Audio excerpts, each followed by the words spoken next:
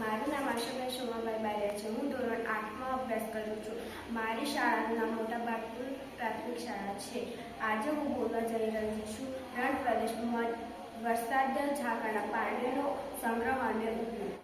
કૃતિનું નામ રણ પ્રદેશમાં ઝાકળના પાણીનો સંગ્રહ અને ઉપયોગ. સાધન સામગ્રી: પ્લાસ્ટિકની પાઇપ અને કાપડ. પ્રસ્તાવના: રણ પ્રદેશમાં વરસાદ નહીંવત થવાથી પાણીની અછત રહે છે. ઝાકળના પાણીનો સંગ્રહ કરી પાણીની અછત દૂર કરવી. સમજૂતી: પ્લાસ્ટિકની બે ચોરસ ફ્રેમ બનાવી અને આ ફ્રેમ પર કાપડ લગાવવું.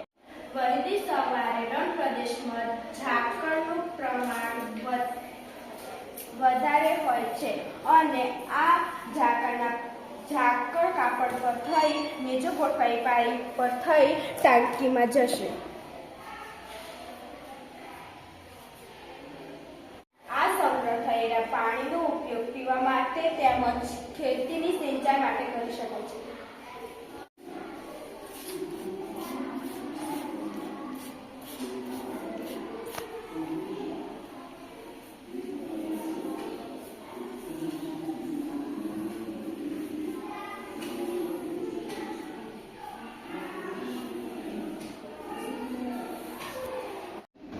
મારું નામ સીમાબેન રાજકુમાર બારિયા છે. હું ધોરણ 8માં અભ્યાસ કરું છું.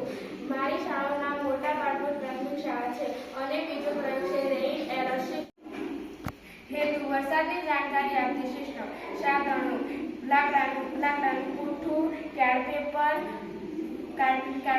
વાયર, લાકડાની પટ્ટી, સ્પીકર અને એલાઇટ.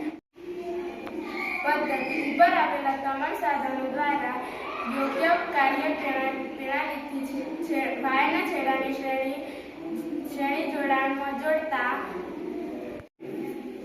ઘરમાં લગાવેલ એલર્ટ સિસ્ટમ શરૂ થશે. પાણીના ટીપા લગાવેલ બ્લેક પર પડતા સાયરન વાગશે. જેથી આપેલ માહિતીના આધારે સિસ્ટમ શરૂ થશે, જેથી આપણને ખબર પડે કે વરસાદ આવવાની તૈયારી છે, જેથી આપણે આપણી જીવન જરૂરિયાતની વસ્તુઓને યોગ્ય જગ્યાએ મૂકી શકીએ. નિર્ણય: એલર્ટ સિસ્ટમથી યોગ્ય માર્ગદર્શન લઈ શકાય છે.